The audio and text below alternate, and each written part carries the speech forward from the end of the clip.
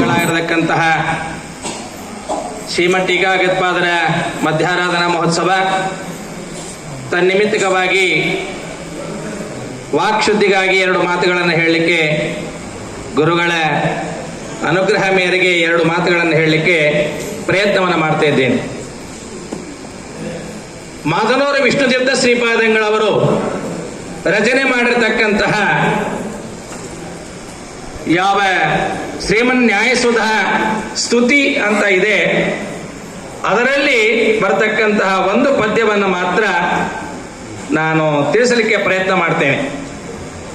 ಅದರಲ್ಲಿ ಏನು ಹೇಳ್ತಾ ಇದ್ದಾರೆ ಅಂದ್ರೆ, ಯದುತಾಪಸ ಲಭ್ಯಮನಂತ ಭವೈಹಿ ತದುತೋ ಪರ ತತ್ರ ಮಿಹ ಏಕಪದ ಜಯತೀರ್ಥ ಕೃತೋ ಪ್ರವಣ ನ ಪುನರ್ಭವ ಭವತೀತಿ ಮತಿರಿಹಿ ಮಮ. ಎಷ್ಟು ಸುಂದರವಾಗಿ ನಿರೂಪಣೆ ಮಾಡ್ತಿದ್ದಾರೆ ಅಂದ್ರೆ, ಯಾಕಂದ್ರೆ ಇಡೀ ಜೀವನ 12 ವರ್ಷ 20 ವರ್ಷ ಅಧ್ಯಯನ ಮಾಡಿದರೂ ಕೂಡ ನಮಗೆ ಯಾವ ಶ್ರೇಷ್ಠವಾಗಿರತಕ್ಕಂತಹ ಜ್ಞಾನವಾಗೋದಿಲ್ಲ. ಅಂತದ್ದು ಏಕಪದ ಅಂತ ಹೇಳ್ತಿದ್ದಾರೆ. ಏಕಪದ ಶ್ರೀಮಠ್ ಟೀಕಾಗತ್ಪಾದರ ಗ್ರಂಥದಲ್ಲಿ ಹೇಗೆ ಅಂದ್ರೆ ಪ್ರಾವಣ್ಯವನ್ನು ಹೇಳ್ತಾ ಇದ್ರಲ್ಲಿ ಪ್ರಧಾನವಾಗಿ ಪ್ರಾವಣ್ಯ ಅಂದ್ರೆ ನಿರಂತರವಾಗಿರ್ತಕ್ಕಂಥ, ಅದರಲ್ಲೇನೆ ತಲ್ಲೀನವಾಗಿರ್ಬೇಕು. ಉದಾಹರಣೆಗೆ ನಮ್ಮ ಮಹಾಸ್ವಾಮಿಗಳವರು ಇದ್ದಾರೆ, ಅವರನ್ನು ನೋಡಿದ್ರೆ ನಿಮಗೆ ಗೊತ್ತಾಗತ್ತೆ, ಸುಧಾ ಪಾಠಕ್ಕೆ ಕುಳಿತರೆ ಉಳದ್ ಏನೇನು ಜಗತ್ತೇ ಅವರಿಗೆ ಕಾಣೋದಿಲ್ಲ. ಆದ್ರೆ ಉಳದವರಿಗೆ ಪಾಠಕ್ಕೆ ಕೂತ್ರೆ ಪಾಠ ಕಾಣೋದ್ರೆ ಉಳದೆಲ್ಲ ಕಾಣುತ್ತೆ. ಇಷ್ಟೇ ವ್ಯತ್ಯಾಸ. ಅದಕ್ಕೆ ಹೇಳ್ತಾ ಇದ್ದಾರೆ, ಯದುತಾಪಸಲಭ್ಯಮನಂದ ಭವೈ ತದುತೋ ಪರ ತತ್ವಮಿಹ ಏಕಪದ ಜಯತೀರ್ಥ ಕೃತೋ ಪ್ರವಣೋ ನ ಪುನರ್ಭವ ಭವತೀತಿ ಮತಿರಿಹಿ ಮಮ ಮಮ ಮತಿಹಿ. ಯಾರು ಹೇಳ್ತಾರೆ? ಈಗ ವಿಷ್ಣು ತೀರ್ಥರು ಅವರು ಬರೆದಿರತಕ್ಕಂತಹ ಈ ಸುಧಾ ಸ್ತೋತ್ರ ನಿತ್ಯವೂ ಕೂಡ ನಮ್ಮಲ್ಲಿ ಪಠಣವನ್ನು ಮಾಡ್ತಾರೆ.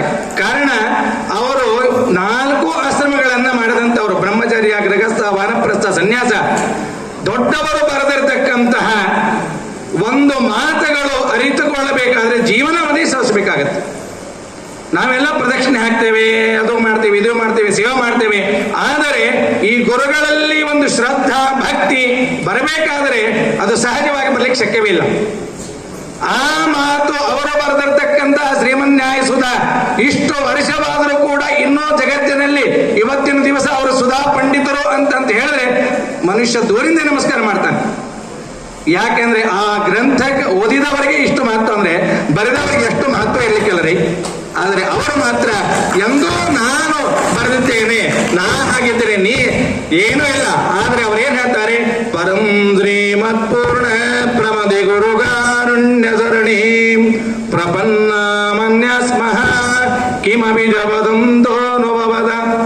ಏನೇನೂ ಬರದಿಲ್ಲ, ನನಗೇನು ಬಂದಿಲ್ಲ, ಮಾಡಿಲ್ಲ, ಆದಿಲ್ಲ, ಏನಿಲ್ಲ, ಅದು ಎಲ್ಲ ಇದೆ ಅಂತ. ಉಪನಿಷತ್ತಿನಲ್ಲಿ ಒಂದು ಮಾತು ಹೇಳ್ತಾರೆ ಗೊತ್ತಲ್ವಾ? ಏನೋ ಭಗವಂತನ ಜ್ಞಾನವನ್ನು ಮಾಡ್ಕೋತಕ್ಕಂಥ ಸಮಯದಲ್ಲಿ ನಾನು ಎಲ್ಲವನ್ನೂ ಕೂಡ ಅರಿತುಕೊಂಡಿದ್ದೇನೆ ಅಂದ್ರೆ ನನಗೇನೂ ಗೊತ್ತಿಲ್ಲ ಅಂತ ಅರ್ಥ. ನನಗೇನೂ ಗೊತ್ತಿಲ್ಲ ಅಂದ್ರೆ ಎಲ್ಲ ಗೊತ್ತಿದೆ ಅಂತ ಅರ್ಥ. ಅಂದ್ರೆ ಇದರ ಅರ್ಥ ಭಗವಂತನ ಜ್ಞಾನವನ್ನ ಮಾಡಬೇಕಾದ್ರೆ, ತಿಳಿಯಬೇಕಾದ್ರೆ, ಹೇಳಬೇಕಾದ್ರೆ ಲಕ್ಷ್ಮೀ ದೇವಿ ಹೇಳ್ತಾಳೆ, ನರಮಾ ಬಿಪದಂಗುಲೀಲದಂ ನಗದೂರಾಜದನಂದ ಸದ್ಗುಣಾನ್ ಗಣರೇ ಗಣಯಂಜನಾರದಂ ಪರಮಾನ್ ಕೋಸ್ಯ ಪರೋ ಗುಣನ್ ವದೇ. ಅಖಂಡವಾಗಿ ಪೂಜೆಯನ್ನು ಮಾಡತಕ್ಕಂಥ ಸಮಯದಲ್ಲಿ ನಾವುಗಳು ನೋಡ್ತೇವೆ, ಮಹಾಸ್ವಾಮಿಗಳವರು ಆಚೆಗೆ ಈಚೆಗೆ ಎಷ್ಟು ಜನ ರೀ, ನಾವು ಸ್ವಲ್ಪ ಪಾರಾಯಣ ಮಾಡ್ತೀವಿ, ಆ ಕಡೆ ನೋಡ್ತೀವಿ, ಈ ಕಡೆ ಏನು ಡಿಸ್ಟರ್ಬ್ ಮಾಡಬೇಡ, ನಮ್ಮ ಪಾರಾಯಣ ಕಡೆ ಲಕ್ಷ ಇರಂಗಿಲ್ಲಲ್ಲ. ನೀವು ಪಾರಾಯಣ ತಲೀನಾಗಿರಲಿ, ತತ್ ಪ್ರಾವಣ್ಯ ಅಂತ ಹೇಳ್ತಾರೆ. ಇಲ್ಲಿ ಪ್ರಾವಣ್ಯ ಇಲ್ಲ ಅಂದ್ರೆ ಏನು ವ್ಯರ್ಥ. ಹಾಗೆ ಆ ಗುರುಗಳು, ಜ್ಞಾನಿಗಳು, ಯೋಗಿಗಳು, ತ್ಯಾಗಿಗಳು, ಸನ್ಯಾಸಿಗಳು, ಮಹಾಸ್ವಾಮಿಗಳವರು ಆ ಪೂಜೆ ಮಾಡೋ ಸಮಯದಲ್ಲಿ ಜನಸ್ವಾಮಿ ಎಷ್ಟು ಬೇಕಾದ ಹಾಗೆ ಏನೇನೇನೇನೋ ವ್ಯತ್ಯಾಸ ಆಗೋದಿಲ್ಲ. ಆಕೆ ಕಾರಣ ಪ್ರಾವಣ್ಯ. ಇಲ್ಲಿ ಹಿಂದಕ್ಕೆ ಯಾವ ಇಸ್ವಿನ ನೆನಪಿಲ್ಲ, ಅಲ್ಲಿ ಸುಧಾಮಂಗಳ ಒಂದು ಕಾರ್ಯಕ್ರಮದಲ್ಲಿ ಏನೋ ಒಂದು ಅಲ್ಲಿ ಹಾಕಿರ್ತಕ್ಕ ಪತ್ರ ಹಾರಿ ಹೋಯ್ತು. ಯಾರಿಗೇನೂ ಆಗಿಲ್ಲ. ಆದ್ರೆ ಅಷ್ಟು ಪತ್ರ ಸಾರ್ ಹೋದ್ರೆ ಯಾರಿಗೂ ಏನಾಗಿಲ್ಲ.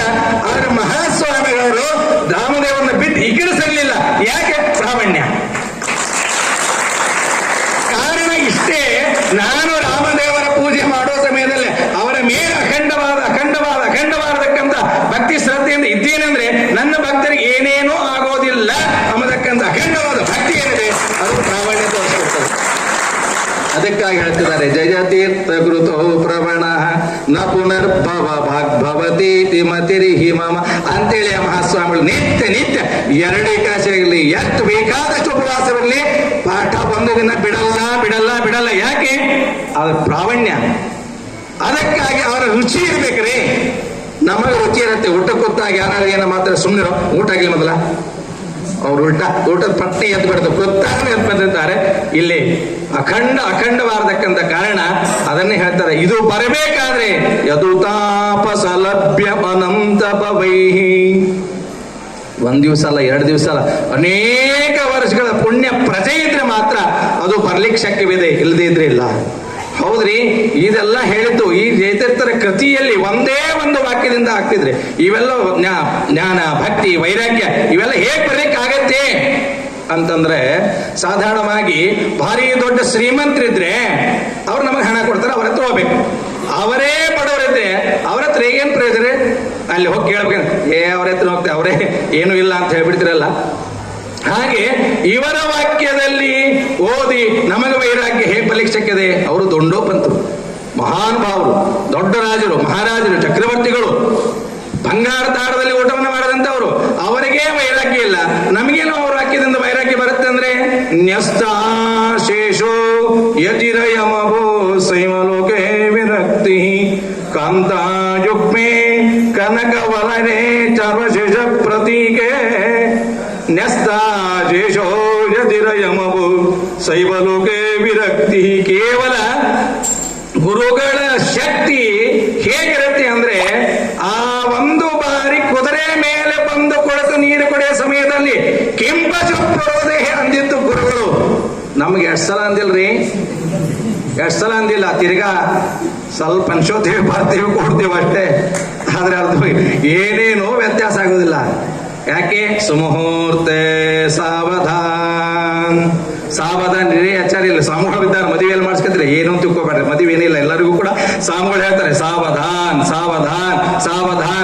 ಕೆಲವು ಪ್ರವಚನ ಕೇಳ್ಕೊಂಡು ಹೋಗಿ ಸ್ವಾಮಿಗಳು ಚಲೋ ಹೇಳಿದ್ರಿ ಅಂತ ಅವ್ರೇ ಚಲೋ ಹೇಳ್ತಾರ್ರಿ. ನಾವು ಸರಿಯಾಗಿ ತಿಳ್ಕೋಬೇಕಷ್ಟೇ. ಅವ್ರು ಹೇಳೋದು ನಾವ್ಯಾರು ಹೇಳಲಿಕ್ಕೆ? ಅವರು ಹೇಳೋದಿರಲ್ಲ. ಅವರು ನಮಗೆ ಏನು ಕಲಿಬೇಕು, ಏನು ಮಾಡಬೇಕು, ನೆಕ್ಸ್ಟ್ ಟೈಮ್ ಬಂದ ನಾವು ಟೀಕಾರ ಹತ್ರ ಯಾವ ರೀತಿ ನಡ್ಕೊಳ್ಬೇಕು ಅದನ್ನು ತೋರಿಸ್ತಾ ಇದ್ದಾರೆ. ಅದು ಬಿಟ್ಟು ಅವ್ರು ಹೇಳಿದ್ದಂತ ಹೇಳಿದ್ರೆ, ಅವ್ರು ಹೇಳಿದ್ದನ್ನ ನಮ್ಮ ನಡಿನುಡಿಗಳಲ್ಲಿ ಏನು ಮಾಡ್ತಿದ್ದೇವೆ, ಏನು ಕಲಿತಿದ್ದೇವೆ ಅದನ್ನು ಕಲಿತು ನೆಕ್ಸ್ಟ್ ಟೈಮ್ ಬಂದಾಗ ಸಮರ್ಪಣೆ ಮಾಡಿ ಒಪ್ಪಿಸಿ, ಸ್ವಾಮಿ ಹೋದ ಸಲ ಬಂದಾಗ ನಾ ಹಾಗೆ ಮಾಡ್ತಿದ್ದೆ, ಅದು ಬಿಟ್ಟಿದ್ದೇನೆ ಈಗ ಅಂತ ಹೇಳಿದ್ರೆ ಅವ್ರಿಗೆ ಖುಷಿ ಆಗ್ತದೆ. ಅದೆಲ್ಲ ಬಿಟ್ಟು ಏನೇನೋ ಜಗತ್ ವ್ಯಾಪಾರ ಮಾಡಿದ್ರೆ ಏನೂ ಪ್ರಯೋಜನ ಇಲ್ಲ. ಅದಕ್ಕೆ ಹೇಳ್ತಿದ್ದಾರೆ, ಜಯತೀರ್ಥ ಕೃತೋ ಪ್ರವಣ. ಅವರಿಗೇನೆ ವೈರಾಗ್ಯ ಇಲ್ಲ ಅಂದ್ರೆ ಹೇಗಿಂತ ವೈರಾಗ್ಯ, ಎಂತ ವೈರಾಗ್ಯ? ಒಂದೇ ಒಂದು ಮಾತು ಹೇಳಿದ್ದಾರೆ, ತತ್ಕ್ಷಣದಲ್ಲಿ ಆ ವೈರಾಗ್ಯ ಬರ್ತಾ ಇದೆ, ಇಳಿದಿದ್ದಾರೆ. ಅದೇಹಿ ಭಗವೋ ಬ್ರಹ್ಮೇತೇ. ಹೋದ್ರೆ ಶರಣರಾದರೆ ಇವತ್ತಿನ ದಿವಸ ಮಕ್ಕಳಿಗೆ ಸ್ಕೂಲ್ದಲ್ಲಿ ಏನಾದ್ರು ಬೈದು ಬಿಟ್ರೆ ಪೇರೆಂಟ್ಸ್ ಮೀಟಿಂಗ್ ಮಾಡಿ ಟೀಚರ್ನಿಗೆ ಹೆಚ್ಚಾಗ್ಬಿಡ್ತಾರೆ. ಏನ್ರಿ ನಮ್ಮ ಮಗನ ಹೀಗೆ ಬೈದು ಬಿಟ್ಟಿದ್ದಾರೆ ಅಂತವ್ರು. ಯಾರು ಬೈಲಿಕ್ಕೆ ಹೋಗೋದಿಲ್ಲ, ಯೋಗ್ಯತೆನೇ ಇರಲ್ಲ. ಯಾವ ಸಮಯದಲ್ಲಿ ಬೈತಾರೆ ಯೋಗ್ಯತೆ ಇರತ್ತೆ, ಪಕ್ವಾಗಿರತ್ತೆ. ಹಣ್ಣು ಕಾಯಿ ಇದ್ದಾಗ ಕಲ್ಲೆಸೆದ್ರೆ ಬೀಳಲ್ಲ, ಪರಿಪಕ್ವವಾದಾಗ ಸುಮ್ಮನೆ ಸ್ವಲ್ಪ ಟಚ್, ಒಂದ್ ಸ್ವಲ್ಪ ಈ ಕೈ ಕೈಯಾಗಿ ಬಂದ್ಬಿಡ್ತದೆ. ಹಾಗೆ ಗುರುಗಳು ಒಬ್ಬ ಸಣ್ಣ ದೃಷ್ಟಾಂತ ಕೊಡ್ತೇನೆ. ಒಬ್ಬ ತಂದೆ ತಾಯಿ ಈ ಗುರುಗಳ ಹತ್ರ ಕರ್ಕೊಂಡು ಬಂದ್ರಂತೆ. ನೋಡ್ರಿ ನಮ್ಮ ಹುಡುಗ ಸ್ವಲ್ಪ ಚಟ ಅದ, ಬಿಡ್ಸ್. ಏನ್ ಚಟ ರೀ? ಗುರುಗಳ ಮುಂದೆ ಒಂದು ಚಟ ಅಂತ ಹೇಳೋದು. ಚಟ ಅಂದ್ರೆ ಹಾಗೇನಿಲ್ರಿ, ಬೆಲ್ಲ ತಿಂತಿರ್ತಾನ. ಹೌದಾ, ಆಯ್ತು ಬಿಡು, ನಾನು 2 ದಿವಸ ಬಿಟ್ಟು ಬಾ ಅಂತ. ಬೆಲ್ಲ ತಿನ್ನೋದು ಬಿಡೋ ಸಲುವಾಗಿ 8 ದಿವಸ ಆಗ್ತಿ ಹೋಗ್ಬೇಕ್ರಿ ಇವ್ರು ಗುರುಗಳು. ಬಿಟ್ಟು ಬಾ ಅಂತ ಹೇಳೋದು. ಆಯ್ತು, ಮತ್ತೆ ಕರೆಕ್ಟ್ 8 ದಿವಸ ಬಂದರು. ಅವಾಗ ಹೇಳಿದ್ರಂತೆ, ಏನೋ ಬಾಯಿಲಿ ಏನು ಬೆಲ್ಲ ತಿಂತೀಯನ? ತಿನ್ಬೇಡ, ಹೋಗಿ ನಾಳಿಂದ. ಆಯ್ತು ಸ್ವಾಮಿ, ಕಣ್ಣು ಮುಗಿದು ಹೋಗ್ಬಿಟ್ಟಂತೆ. ಮರು ದಿವಸ ಬಂದು ಅವ್ರ ಅಮ್ಮ ಕೇಳಿದ್ರೆ ತಿನ್ಲಿಕ್ಕಿಲ್ಲ. ಆಮೇಲೆ ಅವ್ರ ಅಪ್ಪ ಅಮ್ಮ ಬಂದು ನಮಸ್ಕಾರ ಅಲ್ಲ ಸ್ವಾಮಿ ಹೇಳೋದೇ ಇಷ್ಟಿದ್ರೆ 8 ದಿವಸ ಯಾಕೆ ತಗೊಂಡ್ರಿ ಏನಿಲ್ಲ ನಾನಾಮದಲ್ಲಿ ತಿಂತಿದ್ದೆ ಬಿಟ್ಟು ನೋಡಿದೆ ಹೇಳಕ್ ಆಗ್ತಿಲ್ಲ ಅಂತ.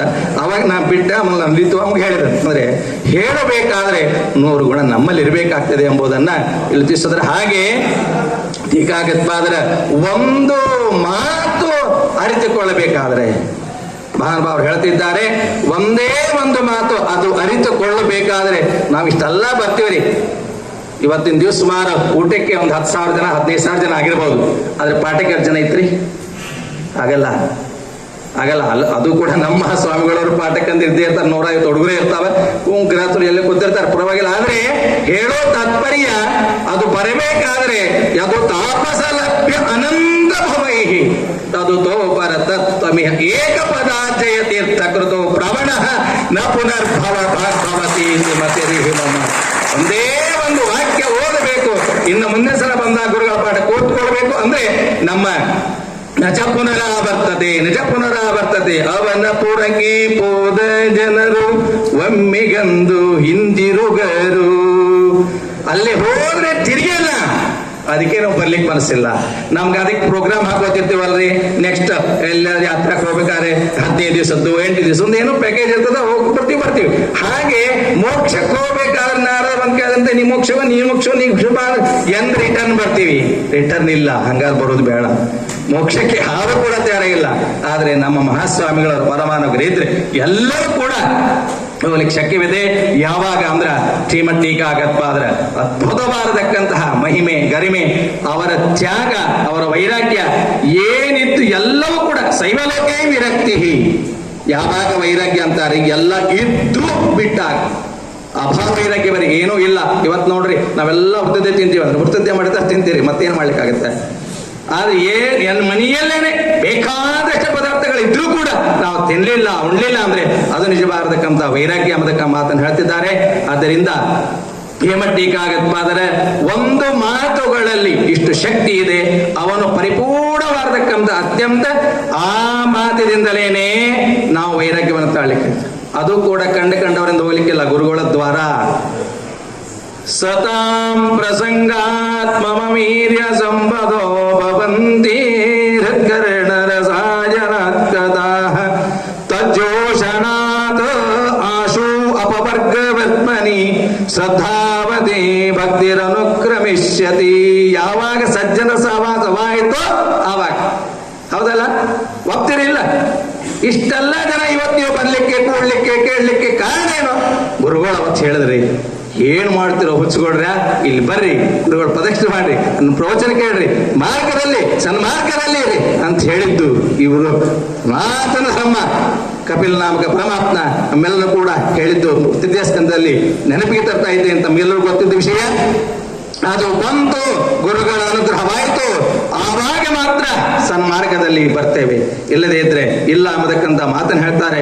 ಆವಾಗ ಕಪಿಲ ನಾಮಕ ಪರಮಾತ್ಮ ಯಾವ ರೀತಿಯಾಗಿ ತಾಯಿಗೆ ಉಪದೇಶವನ್ನು ಪಡೆದನೋ ಹಾಗೆ ಗುರುಗಳು ಮಹಾಗುರುಗಳ ಒಂದು ಅನುಗ್ರಹ ನಮ್ಮೆಲ್ಲ ಕೂಡ ಆಗಲಿಕ್ಕೆ ಶಕ್ಯವಿದೆ ಎಂಬುದನ್ನೇ ತಿಳಿಸ್ತಾರೆ. ಸದಾ ಪ್ರಸಂಗ ಮಮ ವೀರ್ಯ ಸಂಪದೋ ಭವಂತಿ ಕರ್ಣ ರಸಾಯನ ಕಥಾ ತಜ್ಜೋಷಣ ಆಶು ಅಪವರ್ಗವತ್ಮನಿ ಶ್ರದ್ಧಾವತಿ ಭಕ್ತಿರನುಕ್ರಮಿಷ್ಯತಿ ಎಂಬತಕ್ಕಂಥ ಮಾತನ್ನ. ಆದ್ದರಿಂದ ಈ ರೀತಿಯಾಗಿ ಶ್ರೀಮದ್ ಟೀಕಾಗತ್ಪಾದರ ದಿವ್ಯವಾದಕ್ಕಂತಹ ಸನ್ನಿಧಾನದಲ್ಲಿ ಬಂದಂತಹ ಸಮಯದಲ್ಲಿ ನಾವುಗಳೆಲ್ಲರೂ ಕೂಡಿಕೊಂಡು ಮಹಾಸ್ವಾಮಿಗಳವರ ಹತ್ರ ಒಂದೇ ಒಂದು ಪ್ರಾರ್ಥನೆ ಮಾಡೋದು, ನಮಗೆ ನೀವು ಏನಾದರೂ ಕೊಡೋದಾಗಿದ್ದರೆ ನಿಜ ಪಾದ ಸರೋರು ಹೇ, ನಿಮ್ಮ ಪಾದ ಮನಗಳಲ್ಲಿ ನಿರಂತರವಾದಕ್ಕಂಥ ಭಕ್ತಿಯನ್ನ ನಾವು ಹೇಳೋ ಪದ್ಧತಿನೇ ಆದ್ರೆ ಇದು ಬಿಟ್ಟು ಬೇರೆ ಏನು ಕೇಳಬಾರ್ದು. ನಮ್ಮ ಮೂಲ ಗುರುಗಳು ಹೇಳ್ತಾರೆ, ಯಾರು? ವಾಯುದೇವರು ಅವರೇ ಕೇಳಿದ್ದೇನು? ಪ್ರವರ್ಧತಾಂ ಭಕ್ತಿ ಅಲಂ ಕ್ಷಣೆ ಕ್ಷಣೆ ತ್ವಯಿ ಜಮೇ ಖ್ರಾತ ವಿಭರ್ಜಿತ ಸದಾ ಅನುಗ್ರಹಸ್ತೆ. ನಾವು ಬೇಕಾದ್ರೆ ಅವ್ರಿಗೊಂದು ಅನುಗ್ರಹ ಬೇಕಲ್ಲ ನಮ್ಮ ಮೇಲೆ ಕೊಡಲಿಕ್ಕೆ. ಯೋಗ್ಯತಾನಪ್ಪ, ಯೋಗ್ಯತಾನ, ಶಿಷ್ಯ ಯೋಗ್ಯತಾನ, ಅನುಗ್ರಹ ಮಾಡ್ಲಿಕ್ಕೆ ಯೋಗ್ಯತಾನೇವ ಅಂದಾಗ ಕೊಡ್ಲಿಕ್ಕೆ ಶಕ್ಯ ಇಲ್ಲ, ಕಂಡ ಕೊಡೋದಿಲ್ಲ. ಅದಕ್ಕಾಗಿ ಅನುಗ್ರಹಸ್ತೆ ಮೈದೈವಮೇವ ನಿರೂಪದೌತೌ ಮಮ ಸರ್ವಕಾಮ. ಆದ್ದರಿಂದ ಎಲ್ಲ ನಮ್ಮ ದುಷ್ಕಾಮನೆಗಳನ್ನು ದೂರ ಮಾಡಿ ಒಳ್ಳೆ ಸಚ್ಚಾಸ್ತ್ರದಲ್ಲಿ ಸನ್ಮಾನವನ್ನು ಕೊಡಬೇಕು ಅಂತ ತಿಳಿದುಕೊಂಡು ಗುರುಗಳಲ್ಲಿ ಅತ್ಯಂತ ಭಕ್ತಿ ಶ್ರದ್ಧಾಪೂರ್ವಕವಾಗಿ ಪ್ರಾರ್ಥನೆ ಮಾಡುತ್ತಾ ಎರಡು ಮಾತನ್ನು ಮುಗಿಸ್ತಿದ್ದೇನೆ. ಮಧ್ವೇಶ